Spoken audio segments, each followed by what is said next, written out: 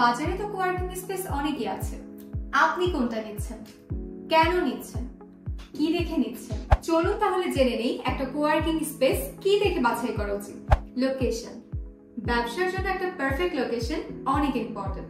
এমন একটা location select করুন যেখানে খুব সহজেই মুভ করা যায়, বিশেষ করে আপনার ক্লায়েন্টরাও সহজেই আসতে পারে। এবার আসছি প্যাকেজ এবং খরচ নিয়ে। শেয়ার্ড অফিসের খরচ এবং প্যাকেজগুলো ভালো করে জেনে নিন। আরো জেনে নিন কোনো হিডেন চার্জ আছে কিনা। ইউজেবল আওয়ার এবং টিম সাইজ অনুযায়ী আপনার প্যাকেজ সিলেক্ট করা উচিত। সুযোগ সুবিধা। একটা ভালো কোয়ার্কিং স্পেসে শুধুমাত্র চেয়ার টেবিল না, আরো অনেক কিছু থাকা উচিত, যেমন high speed internet, locker, kitchen area, prayer room, game zone, smoking zone. এছাড়াও রিসেপশন, স্টাফ, সেপারেট ওয়াশরুম ও আরেকটা মোস্ট ইম্পর্টেন্ট থিং হচ্ছে মিটিং রুম। একটা কোয়ার্কিং স্পেসে কিন্তু একটার বেশি মিটিং রুম থাকা উচিত। আরো দেখা উচিত সিসিটিভি ক্যামেরা সহ আদার সেফটি এন্ড সিকিউরিটি বিষয়গুলো আছে কিনা।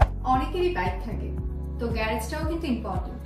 সাধারণত এতগুলো ফিচার্স একটা কোয়ার্কিং স্পেসে পাওয়া ডিফিকাল্ট, তবে ঢাকার মধ্যে কয়েকটা কোয়ার্কিং স্পেস আছে যেখানে আপনি একই সাথে এতগুলো ফিচার্স পেতে পারেন, এবং তার মধ্যে কোডেক্স হচ্ছে অন্যতম। Codex, your own space.